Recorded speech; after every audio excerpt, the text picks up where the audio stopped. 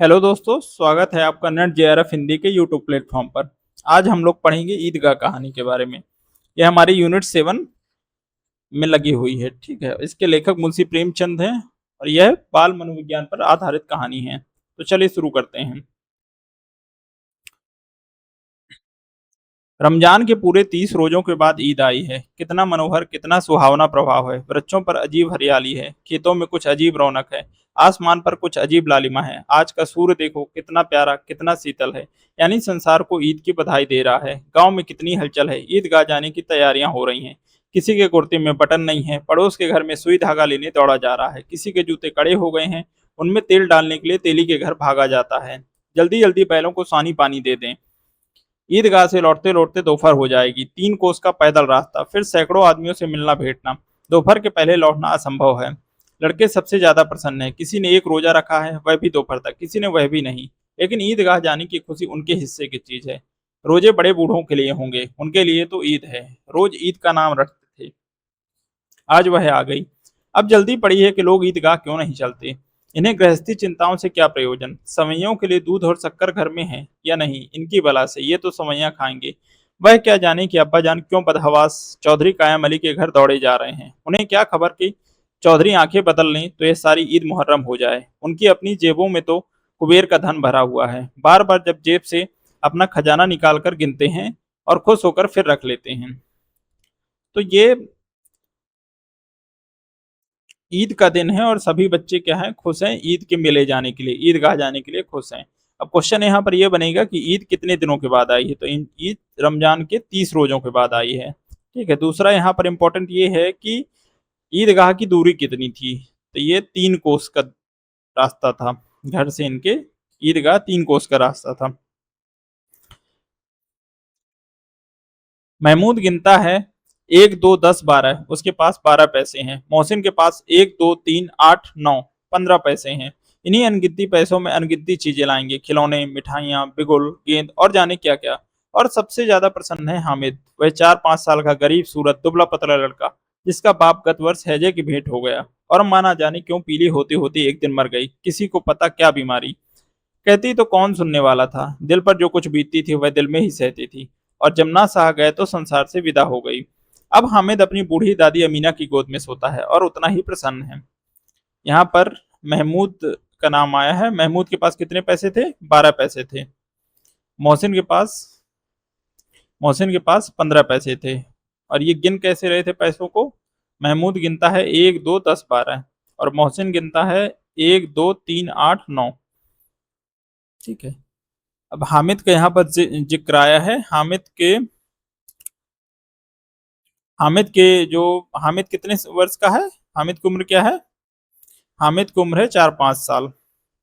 और हामिद के पिताजी की मृत्यु हुई थी हैजे से और माता की मृत्यु हुई है पीलिया की वजह से। ठीक है, अब हामिद अपनी बूढ़ी दादी अमीना के साथ रहता है। ये सब इम्पोर्टेंट है। उसके अब्बा जान रुपए कमाने गए हैं। बहुत सी थैलियां लेकर आएंगे। अम्मी जान अल्लाह मियाँ के घर से उसके लिए बड़ी अच्छी अच्छी चीजें लेने गई हैं। इसलिए हामिद प्रसन्न है। आशा तो बड़ी चीज है, और फिर बच्चों की आशा। उनकी कल्पना तो राई का पर्वत बना लेती है। हामिद के पाँव में जूते नहीं हैं, सिर पर एक पुरानी धुराई टोपी है जिसका गोटा काला पड़ गया है। फिर भी वह प्रसन्न है। जब उसके अब्बा जान थैलियां और अम्मी जान नियामतें लेकर आएंगी तो वह दिल से अरमान निकाल लेगा। तब देखेगा मोहसिन, नूरे और सम्मी कहाँ से उतने पैसे निकालेंगे। अभागिन अमीना अपनी कोठरी में बैठी रो रही है।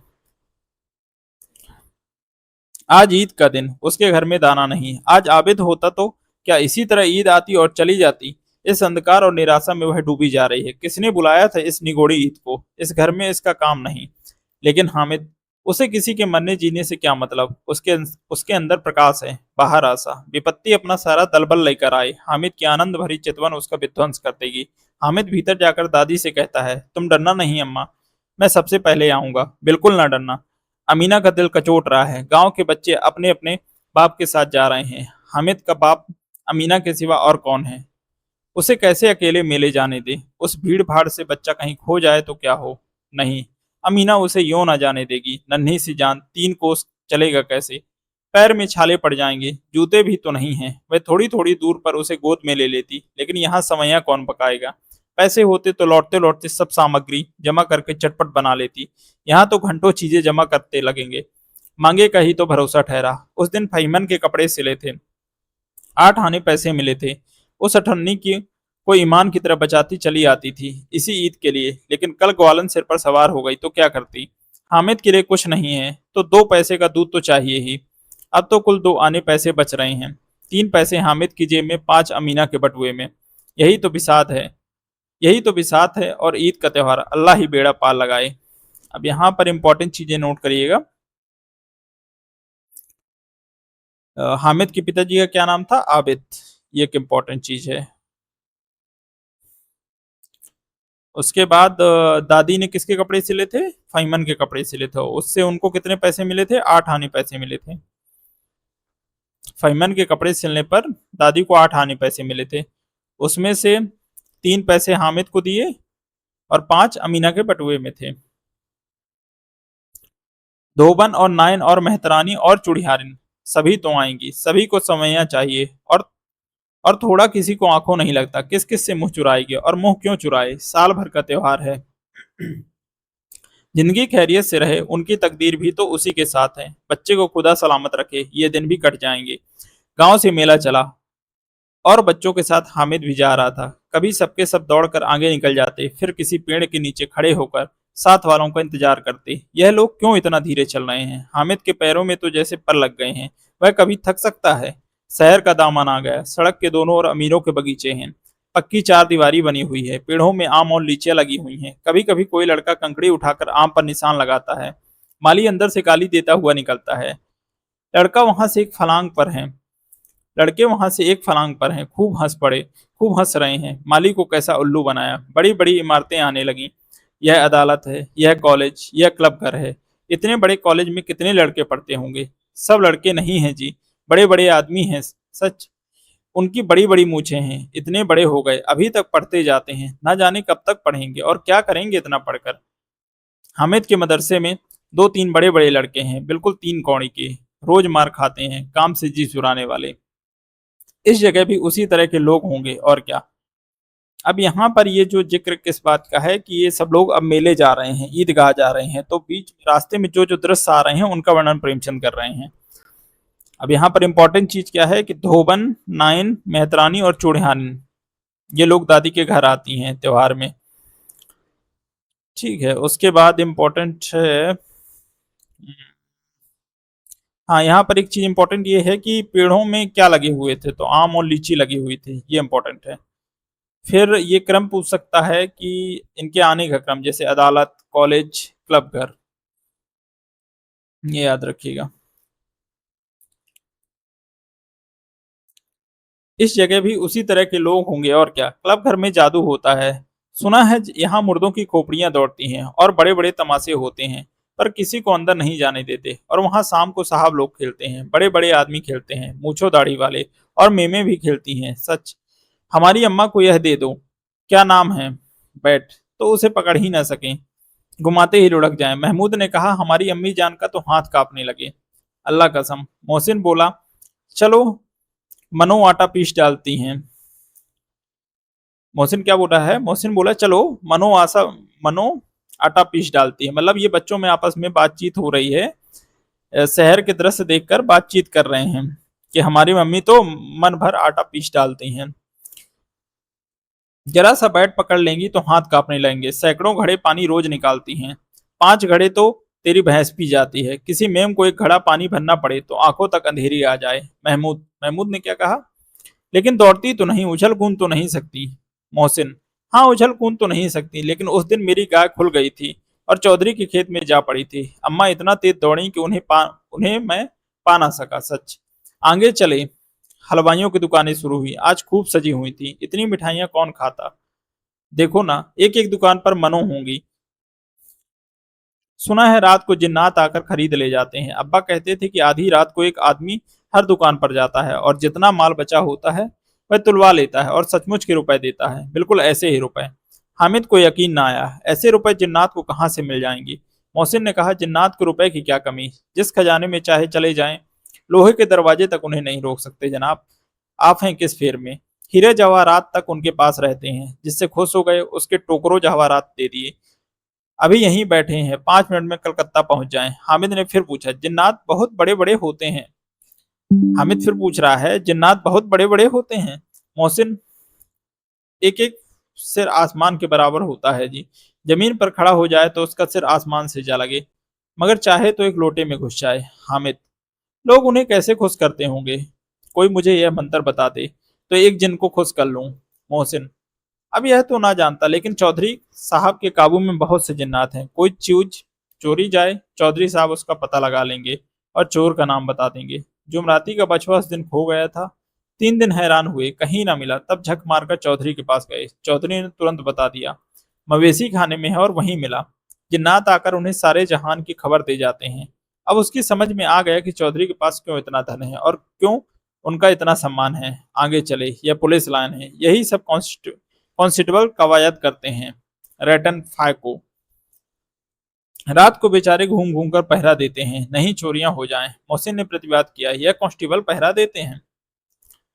अब यहाँ पर इंपॉर्टेंट क्या है, यहाँ पर याद रखिएगा कि ये जो वार्तालाप हो रहा है बच्चों के बीच में, कौन क्या कह रहा है, किसने क्या कहा। जैसे यहाँ पर मोहसिन ने कहा, हाँ उछल कूद तो नहीं सकती। दूसरी चीज फिर ये एक ये कथन है मोहसिन का, चलो मनो आटा पीस डालती हैं, जरा सा बैट पकड़ लेंगी तो हाथ कांपने लगेंगे। एक ये इंपॉर्टेंट है, ठीक है। फिर एक यहाँ पर महमूद का कथन था, हमारी अम्मा, चलो मनो आटा पकड़ से 5 मिनट। हाँ ये है, ये महमूद का कथन है। लेकिन दौड़ती तो नहीं, उछल कूद तो नहीं सकती। ये कथन इंपॉर्टेंट है, किसने कहा है ये सब याद रखिएगा, ठीक है। फिर ये एक इंपॉर्टेंट है, मोहसिन का कथन है। मोहसिन ने कहा, जिन्नात को रुपए की क्या कमी।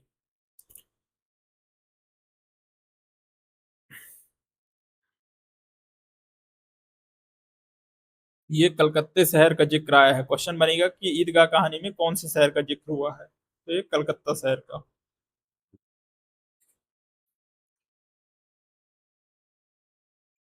फिर इसके अलावा और कौन सी चीज इंपॉर्टेंट है?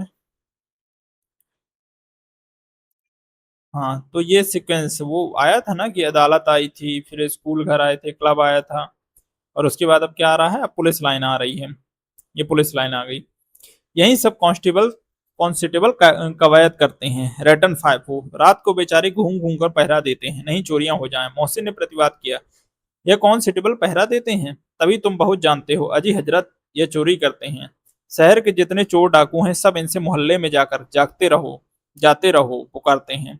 तभी इन लोगों के पास इतने रुपए आते हैं। मेरे मामू एक थाने में कांस्टेबल हैं, 12 रुपया महीना पाते हैं। यहाँ पर 12 रुपए महीना पाते हैं,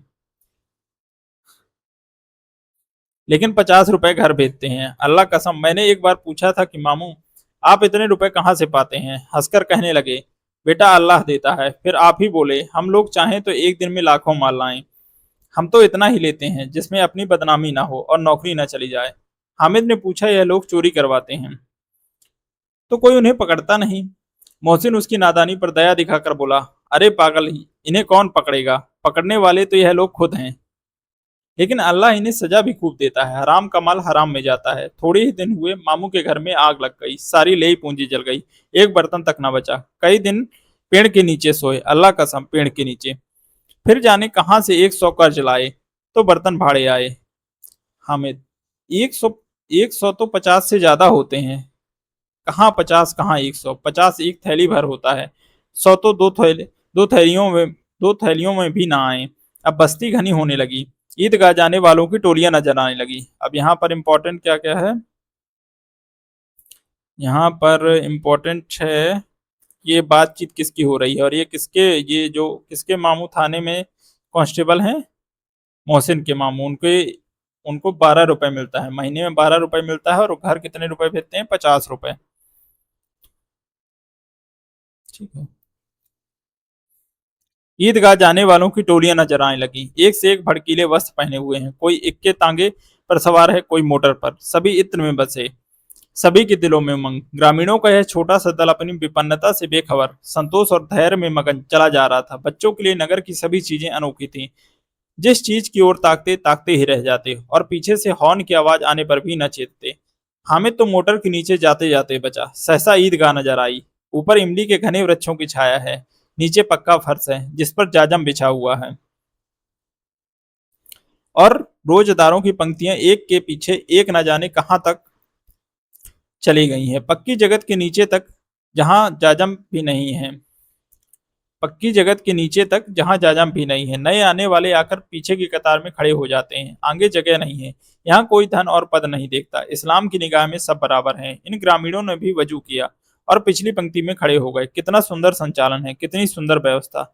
लाखों सिर एक साथ सजदे में झुक जाते हैं, फिर सबके सब एक साथ खड़े हो जाते हैं, एक साथ झुकते हैं और एक साथ खड़े हो जाते हैं, एक साथ खड़े हो जाते हैं, एक साथ झुकते हैं और एक साथ खड़े हो जाते हैं। कई बार यही प्रक्रिया होती है, जैसे बिजली की लाखों बत्तियां एक साथ प्रदीप्त हों और एक साथ बुझ जाएं, और यही क्रम चलता है और यही क्रम चलता रहे। कितना अपूर्व दृश्य था। इसकी सामूहिक क्रियाएं, विस्तार और अनंतता हृदय को श्रद्धा, गर्व और आत्मानंद से भर देती थी।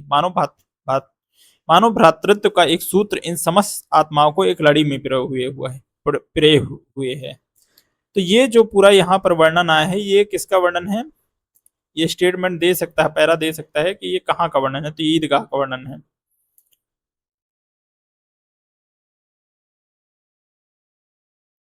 ये यहाँ पर ईदगाह, ये लोग पहुंच गए हैं, ईदगाह इन्हें दिखाई देने लगी है और यहाँ ईदगाह पर वर्णन है कि लोग कैसे नमाज अदा कर रहे हैं। ठीक है, यहाँ पर इंपॉर्टेंट ये है कि ईदगाह में क्या बिछा हुआ था। तो ईदगाह में जाजम बिछा हुआ था, फर्श पर जाजम बिछा हुआ था। ये इंपॉर्टेंट है। ठीक है,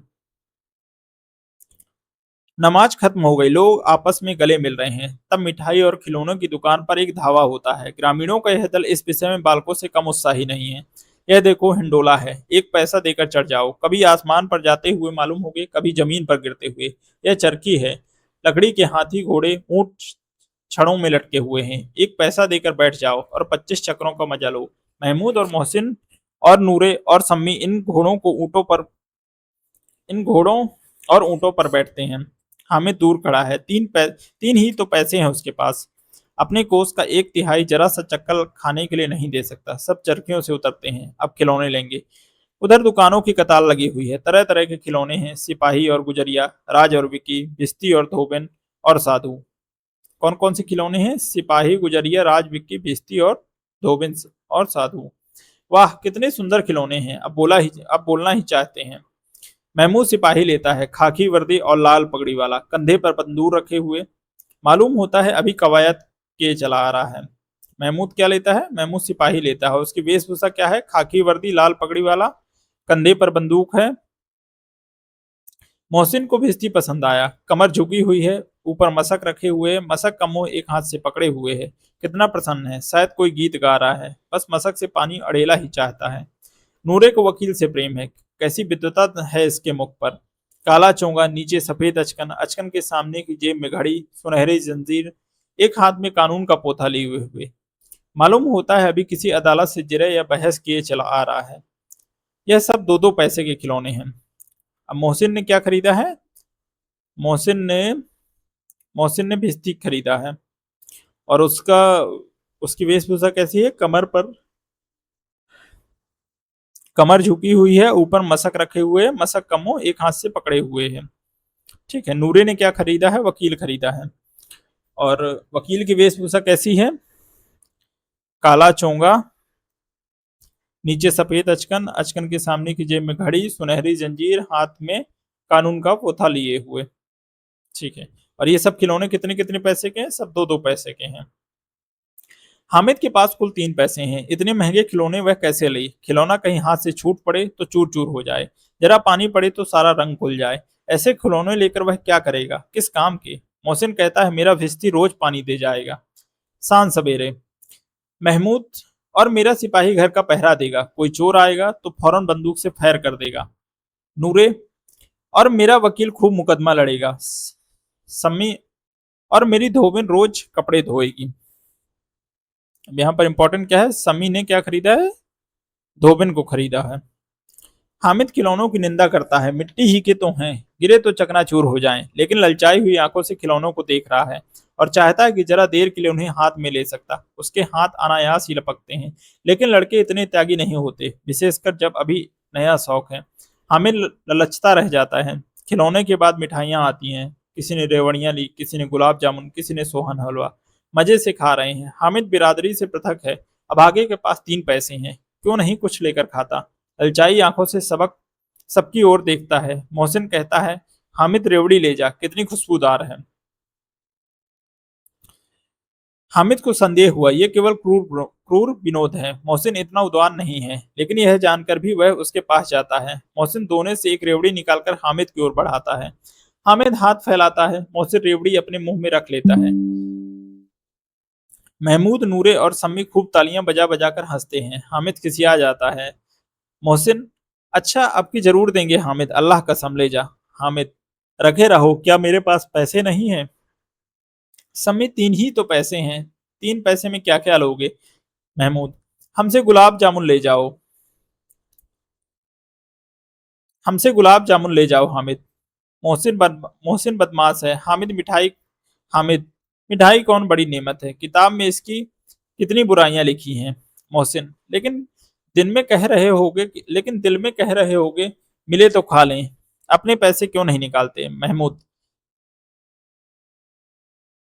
सब समझते हैं इसकी चालाकी, जब हमारे सारे पैसे खर्च हो जाएंगे तो हमें ललचा ललचा कर खाएगा। मिठाइयों के बाद कुछ दुकानें लोहे की चीजों की, कुछ गिलट और कुछ नकली गहनों की।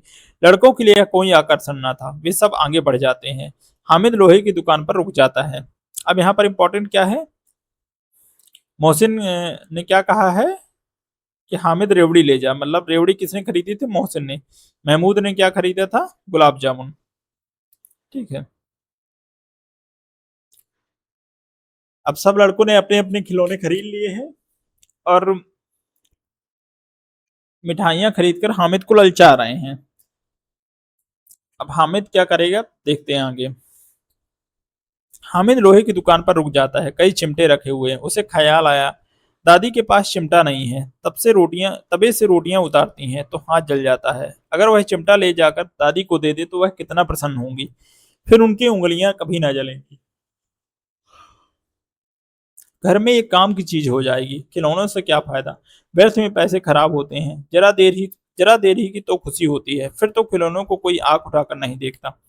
ये तो घर पहुंचते पहुंचते टूट फूट बराबर हो जाएंगे। चिमटा कितने काम की चीज है। रोटियां तवे से उतार लो, चूल्हे में सेक लो, कोई आग मांगने आए तो चटपट चूल्हे से आग निकाल कर उसे दे दो।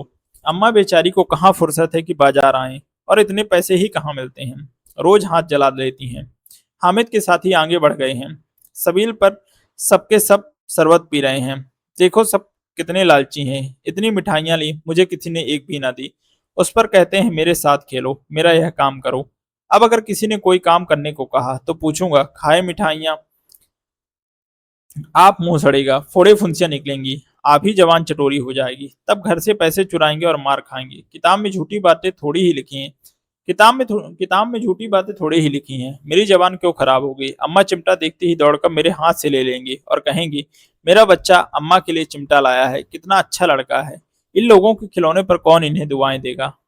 बड़ों का बड़ों की दुआएं सीधे अल्लाह के दरबार में पहुंचती हैं और तुरंत सुनी जाती हैं। मैं भी इनसे मिजाज क्यों सहूं। मैं गरीब से ही किसी से कुछ मांगने तो नहीं जाता। आखिर अब्बा जान कभी ना कभी आएंगे, अम्मा भी आएंगे ही। फिर इन लोगों से पूछूंगा, कितने खिलौने लोगे। एक एक को टोकरियों खिलौनों दूं और दिखा दूं कि दोस्तों के साथ इस तरह का सलूक किया जाता है। यह नहीं कि 1 पैसे की रेवड़ियां ली तो चिढ़ा चिढ़ा कर खाने लगे। सबके सब हंसेंगे कि हामिद ने चिमटा लिया है। हंसे मेरी बला से। उसने दुकानदार से पूछा, यह चिमटा कितने का है। दुकानदार ने उसकी ओर देखा और कोई आदमी साध न देखकर कहा, तुम्हारे काम का नहीं है जी। बिकाऊ है कि नहीं, बिकाऊ क्यों नहीं है यहाँ, और यहाँ क्यों लाद लाए हैं, तो बताते क्यों नहीं कै पैसे का है। 6 पैसे लगेंगे। हामिद का दिल बैठ गया। ठीक ठीक 5 पैसे लगेंगे, लेना हो तो लो, नहीं चलते बनो। हामिद ने कलेजा मजबूत करके कहा, 3 पैसे लोगे। यह कहता हुआ वह आगे बढ़ गया कि दुकानदार की घुड़कियां न सुने, लेकिन दुकानदार ने घुड़कियां नहीं दी, बुलाकर चिमटा दे दिया।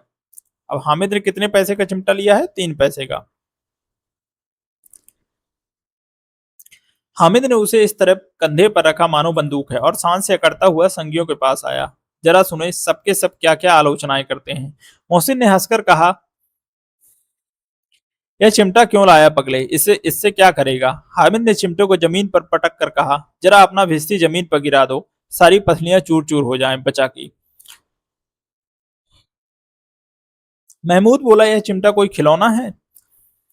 हामिद, खिलौना क्यों नहीं है, अभी कंधे पर रखा बंदूक हो गई, हाथ में लिया फकीरों का चिमटा हो गए, चाहूं तो इससे मजीरे का काम ले सकता हूँ। एक चिमटा जमा दूं तो तुम लोगों के सारे खिलौनों की जान निकल जाए। तुम्हारे खिलौने कितना ही जोर लगाएं, मेरे चिमटे का बाल भी बांका नहीं कर सकते। मेरा बहादुर शेर है चिमटा। हामिद चिमटे को क्या कर रहा कह रहा है, बहादुर शेर। सम्मी ने खंजरी ली थी। प्रभावित होकर बोला, मेरी खंजरी से बदलोगे, 2 आने की है। सम्मी की खंजरी कितने की थी, 2 आने की। हामिद ने खंजरी की ओर उपेक्षा से देखा। मेरा चिमटा चाहे तो तुम्हारी खंजरी का पेड़ फाड़ डाले। बस एक चमड़े की झिल्ली लगा दी, ढप ढप बोलने लगी। जरा सा पानी लग जाए तो खत्म हो जाए। मेरा बहादुर चिमटा आग में, पानी में, आंधी में, तूफान में बराबर डटा खड़ा रहेगा। चिमटे ने सभी को मोहित कर लिया। अब पैसे किसके पास धरे हैं, फिर मेले से दूर निकल आए हैं। 9 कब के बज गए, धूप तेज हो रही है, घर पहुंचने की जल्दी हो रही है। बाप से जिद भी करे तो चिमटा नहीं मिल सकता। हामिद है बड़ा चालाक, इसीलिए बदमाश ने अपने पैसे बचा रखे थे। अब बालकों के 2 दल हो गए, मोहसिन, महमूद, समी और नूरे एक तरफ, हामिद अकेला दूसरी तरफ। शास्त्रार्थ हो रहा है। समी तो बेधर्मी हो गया, दूसरे पक्ष से जा मिला, लेकिन मोहसिन, महमूद और नूरे भी हामिद से एक एक 2-2 साल बड़े होने पर भी हामिद के आघातों से आतंकित हो उठे हैं। उसके पास न्याय का बल है और नीति की शक्ति। एक और मिट्टी है, दूसरी ओर लोहा, जो इस वक्त अपने को फौलाद कह रहा है। वह अजय है, घातक है। अगर कोई शेर आ जाए, मियाँ भिस्ती के छक्के छूट जाएं। जो मियाँ सिपाही मिट्टी की बंदूक छोड़कर भागें। वकील साहब की नानी मर जाए, चौके में मुंह छिपाकर जमीन पर लेट जाए, मगर यह चिमटा, यह बहादुर, यह रुस्तमे हिंद लपक कर शेर की गर्दन पर सवार हो जाएगा और उसकी आंखें निकाल लेगा। अब यहाँ पर बातचीत हो रही है। अब यहाँ पर एक क्वेश्चन ये बन सकता है कि सबसे पहले हामिद की तरफ कौन गया, हामिद की चिमटे की तरफ कौन आकर्षित हुआ, तो सम्मी यहाँ आकर्षित हुआ है। और ये पूछा जा सकता है कि ईदगाह मेले से घर जाने के लिए कितने बजे चले, मतलब ये कब कितने बजे लौट रहे हैं ईदगाह से, तो 9 बजे थे। मोहसिन ने एड़ी चोटी का जोर लगाकर कहा, अच्छा पानी तो नहीं भर सकता। हामिद ने चिमटों को सीधा खड़ा करके कहा, भिस्ती को एक डांट बताएगा तो दौड़ा हुआ पानी लेकर उसके द्वार पर छिड़कने लगेगा। मोहसिन परास्त हो गया, पर महमूद ने कुमुक पहुंचाई। अगर बचा पकड़ जाए तो अदालत में बंधे बंधे फिरेंगे, तब तो वकील साहब के पैरों पड़ेंगे। हामिद इस प्रबल तर्क का जवाब न दे सका। उसने पूछा, हमें पकड़ने कौन आएगा। नूरे ने अकड़ कर कहा, यह सिपाही बंदूक वाला। हामिद ने मुंह चिढ़ाकर कहा, यह बेचारे हम बहादुर रुस्तमे हिंद को पकड़ेंगे। अच्छा लाओ, अभी जरा कुश्ती हो जाए, इसकी सूरत देखकर दूर से भागेंगे, पकड़ेंगे क्या बेचारे। मोहसिन को एक नई चोट सूझ गई। तुम्हारे चिमटे का मुंह रोज आग में जलेगा। उसने समझा था कि हामिद लाजवाब हो जाएगा, लेकिन यह बात न हुई। हामिद ने तुरंत जवाब दिया, आग में बहादुर कूदते हैं जनाब। तुम्हारे यह वकील सिपाही और भिस्ती लड़ियों की तरह घर में घुस जाएंगे। आग में वह काम है जो यह रुस्तमे हिंदी कर सकता है। महमूद ने एक जोर लगाया, वकील साहब कुर्सी मेज पर बैठेंगे, तुम्हारा चिमटा तो बावर्ची खाने में जमीन पर पड़ा रहने के सिवा और क्या कर सकता है। इस तर्क ने समी और नूरे को भी सजी कर दिया। कितने ठिकाने की बात कही है पट्टे ने। चिमटा बावर्ची खाने में पड़ा रहने के सिवा और क्या कर सकता है। हामिद को कोई भड़कता हुआ जवाब न सूझा, तो उसने धांधली शुरू की। मेरा चिमटा बावर्ची खाने में नहीं रहेगा। वकील साहब कुर्सी पर बैठेंगे तो जाकर उन्हें जमीन पर पटक देगा और उनका कानून उनके पेट में डाल देगा। बात कुछ बनी नहीं। खाल खाली गाली गलौत थी, लेकिन कानून को पेट में डालने वाली बात छा गई। ऐसी छा गई कि तीनों सुरमा मुंह ताकते रह गए, मानो कोई धेलचा कान कौवा किसी गंडे वाले कनकौवे को काट गया हो। कानून मुंह से बाहर निकलने वाली चीज है, उसको पेट के अंदर डाल दिया। कानून मुंह से निकलने वाली चीज है, उसको पेट के अंदर डाल दिया जाना बेतुकी सी बात होने पर भी कुछ नयापन रखती है। हामिद ने मैदान मान लिया, उसका चिमटा रुस्तमे हिंद है। अब इसमें मोहसिन, महमूद, नूरे सब में किसी को भी आपत्ति नहीं हो सकती। विजेता को हारने वाले से जो सत्कार मिलना स्वाभाविक है वह हामिद को भी मिला। औरों ने तीन तीन चार चार आने पैसे खर्च किए पर कोई काम की चीज ना ले सके। हामिद ने 3 पैसे में रंग जमा लिया। सच ही तो है, खिलौनों का क्या भरोसा, टूट फूट जाएंगी। हामिद का चिमटा तो बना रहेगा बरसों। संधि की शर्तें तय होने लगी। मोहसिन ने कहा, जरा अपना चिमटा दो, हम भी देखें। तुम हमारे भिस्ती देकर लेकर देखो। महमूद और नूरे ने भी अपने अपने खिलौने पेश किए। हामिद को इन शर्तों को मानने में कोई आपत्ति न थी। चिमटा बारी बारी से सबके हाथ में गया और उनके खिलौने बारी बारी से हामिद के हाथ में आए। कितने खूबसूरत खिलौने हैं। हामिद ने हारने वालों के आंसू पोंछे। मैं तुम्हें चिढ़ा रहा था सच। ये चिमटा भला इन खिलौनों की क्या बराबरी करेगा। मालूम होता है अब बोले, लेकिन मोहसिन की पार्टी को इस दिलासे से संतोष नहीं होता। चिमटे का सिलका खूब बैठ गया। चिपका हुआ टिकट अब पानी से नहीं छूट रहा है। मोहसिन बोलता है, लेकिन इन खिलौनों के लिए कोई हमें दुआ तो ना देगा। महमूद, दुआ दुआ को लिए फिरते हो, उल्टे मान न पड़े। अम्मा जरूर कहेंगी कि मेले में यही मिट्टी के खिलौने मिले। हामिद को स्वीकार करना पड़ा कि खिलौनों को देखकर किसी की माँ इतनी खुश ना होगी जितनी दादी चिमटे को देखकर होंगी। 3 पैसों ही में तो उसे सब कुछ करना था और उन पैसों के इस उपायों पर पछतावे की बिल्कुल जरूरत न थी। फिर अब तो चिमटा रुस्तमे हिंद है और सभी खिलौनों का बादशाह। रास्ते में महमूद को भूख लगी, उसके बाप ने केले खाने को दिए। महमूद ने केवल हामिद को साजी बनाया। अब यहाँ पर इंपॉर्टेंट है कि महमूद ने किसको साजी बनाया था? हामिद को। उसके अन्य मित्र मुंह ताकते रह गए। यह उस चिमटे का प्रसाद था। 11 बजे गांव में हलचल मच गई। मेले वाले आ गए। अब ये लोग 9 बजे चले थे मेले से और 11 बजे घर पहुंच गए हैं। मोहसिन की छोटी बहन दौड़कर भिश्ती उसके हाथ से छीन लिया और मारे खुशी के जा उछली तो मियाँ भिश्ती नीचे आ रहे और सुरलोक सिधारे। इस पर भाई बहन में मारपीट हुई। दोनों खूब रोए। उसकी अम्मा यह शोर सुनकर बिगड़ी और दोनों को ऊपर से दो दो चांटे और लगाए। मियाँ नूरे के वकील का अंत उनके प्रतिष्ठानुकूल इससे ज्यादा गौरवमय हुआ। वकील जमीन पर या ताक पर हो नहीं बैठ सकता। वकील जमीन पर या ताक पर नहीं बैठ सकता। उसकी मर्यादा का विचार तो करना ही होगा। दीवार में खूंटियां गाड़ी गई, उन पर लकड़ी का एक पटरा रखा गया। पटरे पर कागज का एक कालीन बिछाया गया। वकील साहब राजा भोज की भांति सिंहासन पर विराजे। नूरे ने उन्हें पंखा झलना शुरू किया। अदालतों में खर की टट्टियां और बिजली के पंखे रहते हैं, क्या यहाँ मामूली पंखा भी ना हो?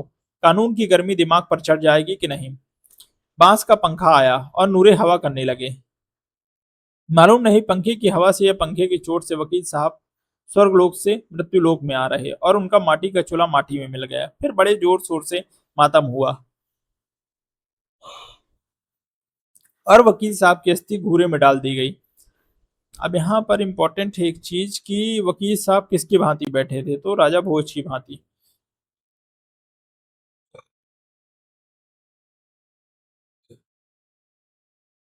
अस्थि घूरे में डाल दी गई। अब रहा महमूद का सिपाही, उसे चटपट गांव का पहरा देने का चार्ज मिल गया।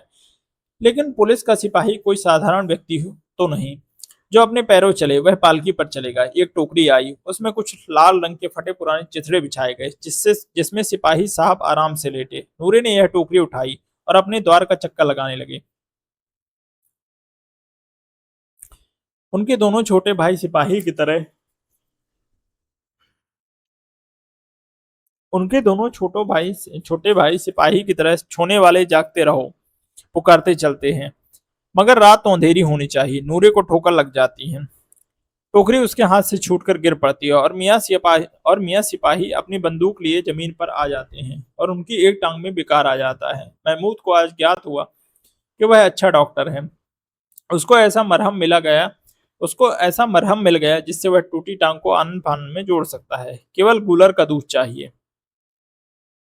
गूलर का दूध आता है, टांग जवाब दे देती है। शल्यक्रिया असफल हुई, तब उसकी दूसरी टांग भी तोड़ दी जाती है। अब कम से कम एक जगह आराम से बैठ तो सकता है।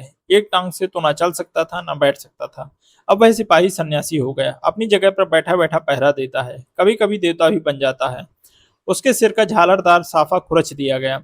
अब उसका जितना रूपांतर चाहो कर सकते हो। कभी कभी तो उससे बाट का काम भी लिया जाता है। अब मियाँ हामिद का हाल सुनिए।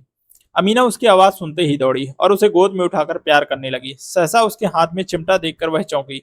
यह चिमटा कहाँ था? मैंने मेले से लिया है। क्या पैसे में? 3 पैसे दिए। अमीना ने छाती पीट ली। यह कैसा बेसमझ लड़का है कि दोपहर हुआ कुछ खाया ना पिया। लाया क्या? चिमटा। सारे मेले में तुझे और कोई चीज न मिली जो यह लोहे का चिमटा उठा लाया। हामिद ने अपराधी भाव से कहा, तुम्हारी उंगलियां तवे से जल जाती थी, इसलिए मैंने इसे ले लिया। बुढ़िया का क्रोध तुरंत स्नेह में बदल गया। और स्नेह भी वह नहीं जो प्रगल्भ होता है और स्नेह वह भी नहीं जो प्रगल्भ होता है और अपनी सारी कसक शब्दों में बिखेर देता है। यह मुंह के स्नेह था, खूब ठोस, रस और स्वाद से भरा हुआ। बच्चे में कितना त्याग, कितना सद्भाव और कितना विवेक है। दूसरों को खिलौने लेते और मिठाई खाते देखकर इसका मन कितना ललचाया होगा। इतना जब्त इससे हुआ कैसे? वहां भी इसे अपनी बूढ़ी दादी की याद बनी रही। अमीना का मन गदगद हो गया। और अब एक बड़ी विचित्र बात हुई, हामिद के इस चिमटे से भी विचित्र।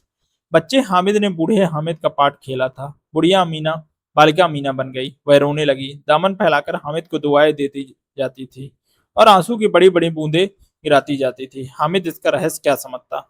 अब यहाँ पर इंपॉर्टेंट है ये स्टेटमेंट, बच्चे हामिद ने बूढ़े हामिद का पार्ट खेला था और बुढ़िया अमीना बालिका अमीना बन गई थी।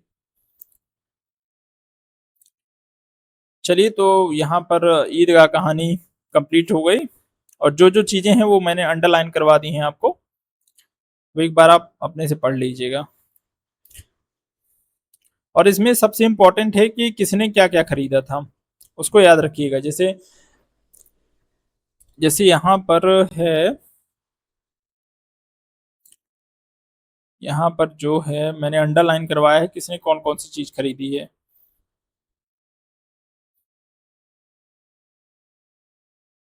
सिपाही किसने खरीदा? महमूद ने। सिपाही किसने खरीदा है? महमूद ने। मोहसिन ने क्या खरीदा है? बेइज्जती। नूरे ने वकील खरीदा है। और जो सम्मी है उसने धोबिन और खंजड़ी खरीदी है। हालांकि खंजड़ी का यहाँ पर जिक्र नहीं है, पर उसने दोनों खरीदा है। महमूद ने क्या खरीदे थे? गुलाब जामुन। और मोहसिन ने रेवड़ियां ली थी। ठीक है, और दूरी कितनी थी? दूरी थी 3 कोस की दूरी थी। हामिद ने चिमटा कितने पैसे का लिया है? 3 पैसे का। ठीक है, और क्या है इंपॉर्टेंट, ये देखिए ये जिक्र है ना, सम्मी ने खंजरी ली थी, मतलब सम्मी ने खंजरी और धोबन ली थी। अब ये लोग 9 बजे चले थे वहां से, मेले से लौट लौट घर आने के लिए, और ये पहुंचे कितने बजे हैं घर? ये घर पहुंचे हैं 11 बजे। ये 11 बजे। ठीक है, चलिए, तो ये कहानी कंप्लीट हुई। अब मिलते हैं एक नई कहानी के साथ। धन्यवाद।